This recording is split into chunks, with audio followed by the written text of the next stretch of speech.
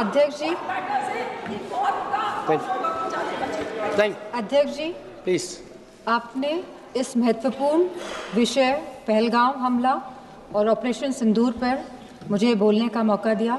मैं आपका धन्यवाद देना चाहती हूँ। सबसे पहली बात जो मैं कहना चाहूँगी वो यह है कि हमें अपनी देश की सेना पर गर्व है। उनके शौर्य, सामर्थ्य, पुरुषार्थ, साहस, पराक्रम, वीरता और बलिदान को मेरा शत शत नमन। हमारी सेना ने हमेशा मातृभूमि की रक्षा करी है और पूरी तरह समर्पित होकर करी है, और इस समर्पण के भाव को हम सदैव और इस समर्पण के भाव के लिए हम सदैव अपनी सेना के कृतज्ञ हैं और रहेंगे। सेना हमारा अभिमान भी है और सेना हमारा सम्मान भी है। सभी सैन्य बल और सुरक्षा बल जो वीर गति को प्राप्त हुए, उन्हें हमारी भावपूर्ण श्रद्धांजलि। बॉर्डर पर भारत के जिन नागरिकों ने अपनी जान गंवाई और जो घायल हुए, उन सभी परिवारों के साथ हमारी संवेदना है। पहलगाम की जो आतंकवादी हमला जो 22 अप्रैल को हुआ, वह कहीं ना कहीं भारत की सुरक्षा पर आघात था। जहां एक तरफ सरकार यह कह रही थी कि सब कुछ नॉर्मल है कश्मीर पे, तो कहीं ना कहीं इस सरकार ने नेशनल सिक्योरिटी की कीमत पर कश्मीर में नॉर्मलसी का जो नैरेटिव सेट करने की कोशिश करी। पहलगाम की घटना कहीं ना कहीं उसी का अंजाम भी है। हमारा सवाल सीधे सरकार से यह है कि आखिरकार यह घटना क्यों घटी।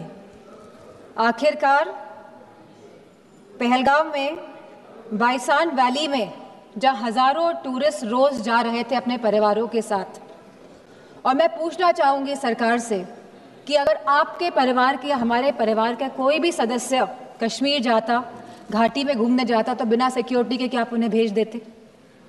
बिना किसी सुरक्षा के आप उन्हें भेज देते? तो क्या एक भारतीय की जान की कोई कीमत नहीं है?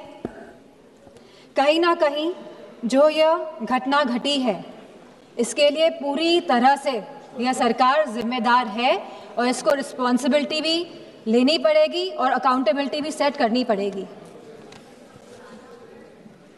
और जिस समय घटना घटी तो भारत में अमेरिका के वाइस प्रेसिडेंट्स JD वांस भी यहाँ मौजूद थे, और जब भी इस तरह के VIP गेस्ट भारत में होते हैं तो हमेशा कश्मीर घाटी में सुरक्षा बढ़ाई जाती है। लेकिन इस बार जो ये चूक हुई है, और यह खाली बरसान वैली की बात नहीं है, 60 और ऐसे टूरिस्ट डेस्टिनेशंस थे जहाँ पे कोई भी सुरक्षा नहीं थी, और आपके कहने पर ही, भारतीय जनता पार्टी की सरकार के कहने पर ही टूरिस्ट कश्मीर जा रहा था, इस भरोसे के साथ, इस विश्वास के साथ कि वह सुरक्षित है।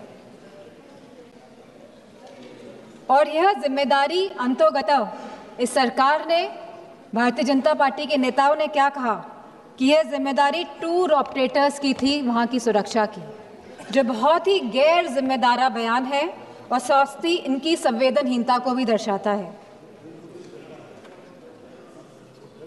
ऑपरेशन सिंदूर में जहां भारतीय सेना ने सटीकता से पाकिस्तान और POK के अंदर 9 टेररिस्ट कैंप्स या आतंकी ढांचों को तबाह किया, को निशाना बनाया, और जब हमारा पल्ला भारी दिख रहा था तो ये सीज फायर का जो अनाउंसमेंट हुआ, बात ये नहीं है कि सीज फायर का अनाउंसमेंट हुआ, बात यह है कि सीज फायर का अनाउंसमेंट किसने किया।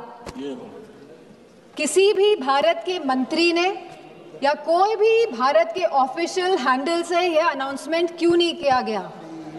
भारत के देशवासियों को क्यों यह सूचना एक अमेरिका के राष्ट्रपति के द्वारा मिली? सवाल इस बात का है।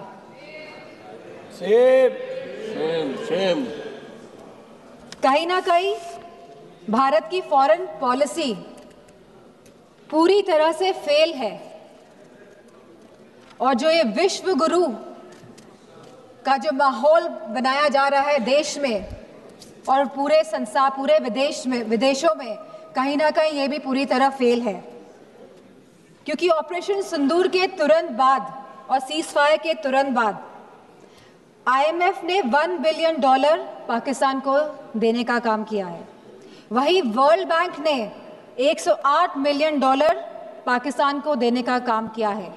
एशियन डेवलपमेंट बैंक्स ने $800 मिलियन देने का काम किया है। I will finish in 2 minutes. वहीं UN सिक्योरिटी काउंसिल में पाकिस्तान को काउंटर टेररिज्म कमेटी का वाइस चेयरमैन बना दिया गया। यह दर्शाता है कि भारत की फॉरेन पॉलिसी पूरी तरह विफल हुई है। और यही नहीं, पहली बार चीफ ऑफ आर्मी पाकिस्तान का अमेरिका के राष्ट्रपति के साथ लंच करने का न्योता मिला और लंच किया। और बात यहीं पे समाप्त नहीं होती है। आज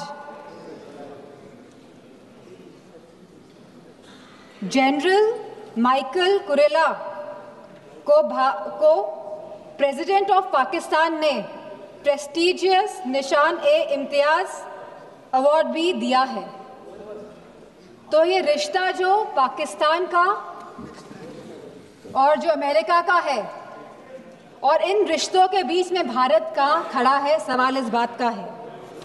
सवाल ये भी है कि अगर चीफ डिफेंस स्टाफ ने यह बात कही कि हमारे लड़ाकू विमान गिरे हैं, तो लड़ाकू विमान तो गिनती के हैं, आज नहीं तो कल तो पता ही चल जाएगा कि कितने लड़ाकू विमान गिरे।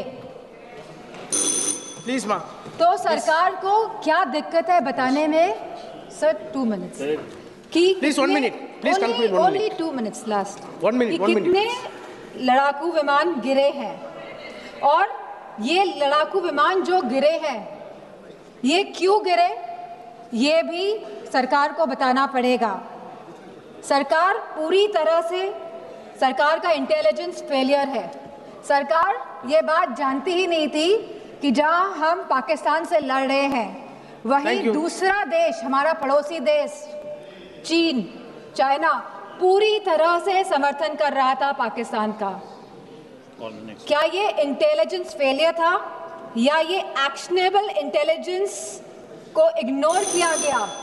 Please please please. तो मैं अपनी बात यहीं पे समाप्त करते हुए कहना चाहूंगी कि जो भारत का जो डिफेंस का बजट है, जो 1.9% ऑफ द GDP है, इसको बढ़ाया जाए, इसको 3% किया जाए और वहीं अग्निवीर जैसी योजना को समाप्त किया जाए। और जो लेटेस्ट टेक्नोलॉजी से जो आज लड़ाई हो रही है, जो वॉरफेयर चल रहा है, तो भारतीय जनता पार्टी की सरकार है तो वो जागरूक बने इसके प्रति। धन्यवाद। Thank you. Shrimati Anupriya Patel. Wait. Anupriya, 1 minute. Somebody wants to go to earlier. 1 minute. I will call you later. Next one. Subrayan, Mr. Subrayan. Yes, Speaker sir, கடந்த 11 ஆண்டு கால அனுபவங்கள் ஆட்சியாளர்கள் மக்களின் நம்பிக்கைக்கு பாத்திரமானவர்கள் அல்ல என்பதை தொடர்ந்து நிரூபித்து வருகிறது. அதனுடைய தொடர்ச்சியாகத்தான் இந்த பஹல்காம் சம்பவத்திலேயும் ஆபரேஷன் சிந்தூரிலேயும் அவர்கள் வெளியிடப்பட்டிருக்கிற ஒவ்வொரு விஷயங்களிலும் அவர் நம்பிக்கைக்குரியவர்கள் அல்ல என்பது உறுதிப்படுத்தப்பட்டு வருகிறது. ஆர்டிகிள் 370 நீக்கப்பட்டதற்கு பின்னர் அந்த பகுதி முழுவதும் எந்தவிதமான பயங்கரவாதமோ தீவிரவாத தன்மைகளோ வெளிப்படவில்லை என்று சொல்லுவது எவ்வளவு பொய்யான, மக்களை ஏமாற்றுகிற வேலை என்பது பஹல்காம் சம்பவம் உறுதிப்படுத்தி இருக்கிறது. 26 பக்தர்கள் கொல்லப்பட்டிருக்கிறார்கள். அதற்கு எது காரணம்? உளவுத்துறை முடமாக்கப்பட்டிருப்பதுதான் காரணம்.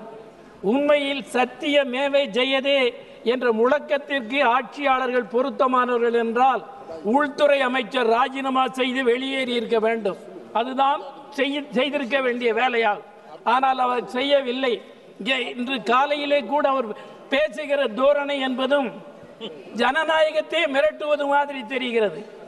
உள்துறை அமைச்சர் விளக்கமளிக்க வரவில்லை, விதண்டாவாதம் செய்யத்தான் வந்திருக்கிறார் என்பதை அவர் பேசுகிற தோரணைகள் முழுவதும் வெளிப்படுத்தி இருக்கின்றன. நாட்டு மக்களை காப்பாற்ற தகுதியற்ற ஆட்சிதான் இந்த ஆட்சி என்பது அவர்கள் சொல்லுகிற சொல்லிலேயே தெளிவாக புலன்படுகிறது. அதே மாதிரி எதிர்க்கட்சிகளில் பலவீனமானவர்கள் யார் என்று ஊடுருவி கண்டுபிடித்து அவர்களை வளைத்து போட்டுக் கொள்வதில் இருக்கிற அக்கறை நாட்டை காப்பாற்றுவதிலே இல்லை என்பதை நாம் தெளிவாக உணர முடிகிறது. அதேபோல் இப்பொழுது